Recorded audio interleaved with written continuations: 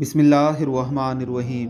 क्या वाकई औरतें अपने शोहर के लिए कम और लोगों के लिए ज़्यादा तैयार होती हैं? एक मर्तबा मियाँ बीवी कहीं जा रहे थे।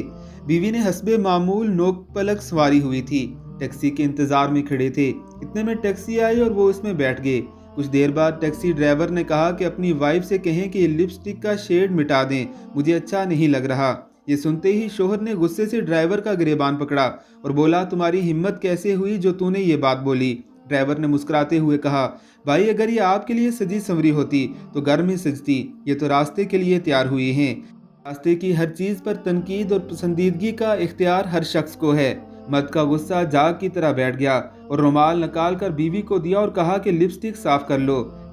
शायद इस बात में हकीकत ना हो, मगर एक सच्चाई ज़रूर है। औरतें वाकई अपने शोहर के लिए कम और लोगों के लिए ज़्यादा तैयार होती हैं।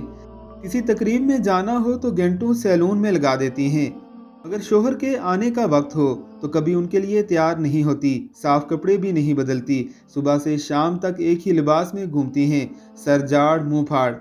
जबकि हमारे मज़हब में ज़माना जाहिलियत की तरह तैयार होकर बाहर निकलने से मना फरमाया गया है। ये नहीं कहा गया कि तुम अपने घरों में भी सजा संवरा ना करो, बल्कि कहा गया है कि ज़ेबाइश शोहर के लिए है, मगर हम उसके बरक्स करते हैं। शायद यही वजह है कि मर्दों को दूसरों की बीवियां और अपने बच्चे ज़्यादा अच्छे लगते हैं।